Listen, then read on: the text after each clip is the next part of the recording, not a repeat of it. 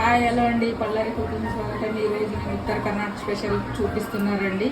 ఈ కారికాయలు అంటారండి. పల్లెటూరులో చాలా దొరుకుతాయండి. ఇగో ఇది ఇలా ఉంటాయండి.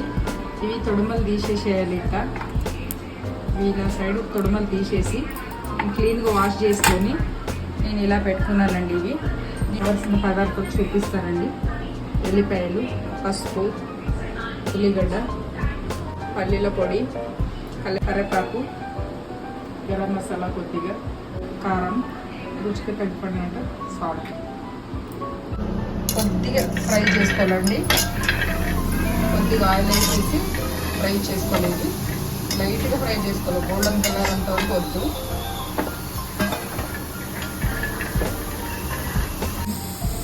కొద్దిగా ఆయిల్ వేసుకొని ఫ్రై చేసుకోవాలండి. ఇది చాలా హార్ట్ పేషెంట్ వాళ్ళకైతే ఇది చాలా మంచిది. ఇది సిటీలలో దొరకాయండి. ఇది పల్లెటూరులోనే దొరికాయి. కొందరికి చాలా మందికి ఇది తెలీదు. ఇదైతే చాలు, ఇలా ఇంతే చాలండి. తీసేసుకుందాం. ఫ్రై అయినాక ఇలా అయినాయండి. ప్యాన్ పెట్టుకొని ఇలా తగినంత ఆయిల్ వేసుకుందామండి. కొద్దిగానే చాలండి. ఈ రెసిపీ నేను మా చెల్లె దగ్గర నేర్చుకున్నానండి. చాలా బాగుంటుంది. సింపుల్ ఐటెం, చాలా టేస్ట్గా ఉంటుంది. చపాతీ, రోటీ, పూరి, దోశలా చాలా బాగుంటుందండి ఇది. ఇప్పుడు ఆయిల్ వేడైనాక ఫస్ట్ ఉల్లిపాయలు వేసుకున్నా. అవి కొద్దిగా వేగినాక ఇప్పుడు ఉల్లిపాయలు వేసుకున్నానండి.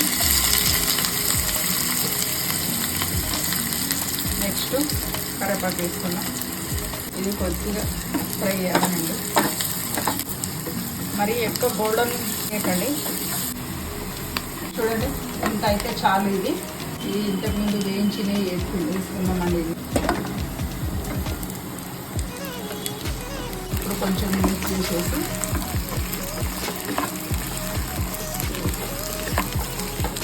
జొన్న రొట్టెలు, చపాతీలు అయితే చాలా టేస్టీగా ఉంటుందండి. ఇది చాలా అంటే చాలా టేస్టీగా ఉంటుంది. కొందరికి తెలీదు, ఇది ఏమనేది తెలీదు.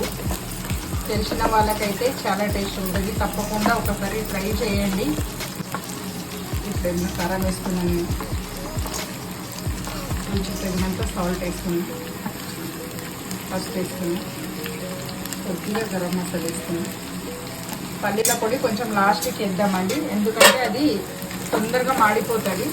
కొద్దిగా ఫ్రై అయినాక లాస్ట్కి వేద్దాము. ఇది క్లోజ్ చేసి వేద్దామండి ఒక 2 నిమిషాల పాటు. ఇప్పుడు ఇది 2 నిమిషాలు అయింది. తెరిచి చూద్దామండి. 2 నిమిషాలకు ఒకసారి ఇట్లా కలుపుతూ ఉండాలండి. ఇలా వాటర్ వేయకూడదు. ఆయిల్లోనే ఫ్రై కావాలి. ఇది అట్లయితేనే బాగుంటుంది. లేకపోతే వాటర్ వేస్తే టేస్ట్ ఉండదండి అంతగా. చూద్దామండి. ఇప్పుడు అయిందేమో.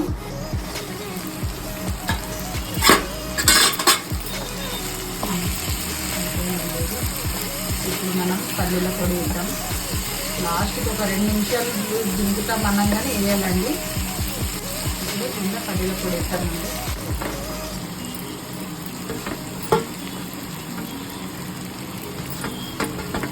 మరి ఎక్కువ ఇవ్వకూడదండి. ఒక 2 టీ స్పూన్లు అయితే సరిపోతుంది. ఇప్పుడు కలిపేద్దాం.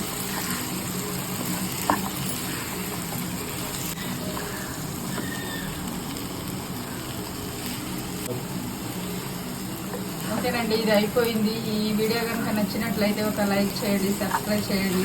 Okay friends, thank you, bye.